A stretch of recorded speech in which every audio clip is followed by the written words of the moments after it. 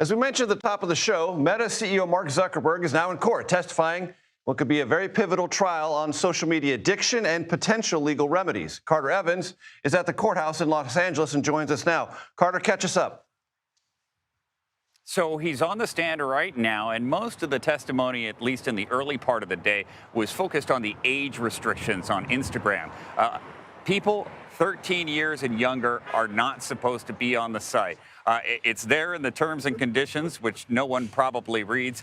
And it's well known that a lot of people younger than 13 are on the site. And I think what the plaintiff's attorneys are trying to prove here is that not only did Meta know that younger teenagers and younger children are on Instagram, but that they're actually tailoring some of its features for them to appeal to them. Now, on the stand, Mark Zuckerberg denied that today. He said that their previous goal used to be total time spent on the screen. And there was actually an internal presentation that was presented as evidence. And the summary was big bets for 2017. And one of them was under 13.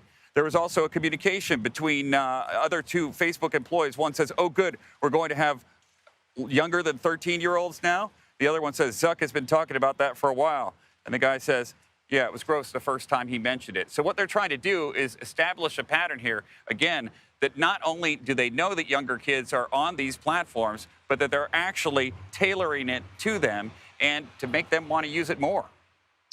And when people hear about cases brought against tech platforms, they often hear something about Section 230. But as I understand it, the plaintiffs here are not using anything on that grounds, and that Section 230 in the federal code does not necessarily protect these companies because this is a defective product lawsuit trying to find a way around those protections and say, wait a minute, this is a product. It was defectively built with intent, and it has had harm. Do I get that about right? You got that right. You're talking about the Communications Decency Act of 1996, and Section 230 essentially says that these media platforms cannot be held responsible for what someone else posts on their site. So that is what has shielded these companies for years and years and years, but that's not what the argument is here.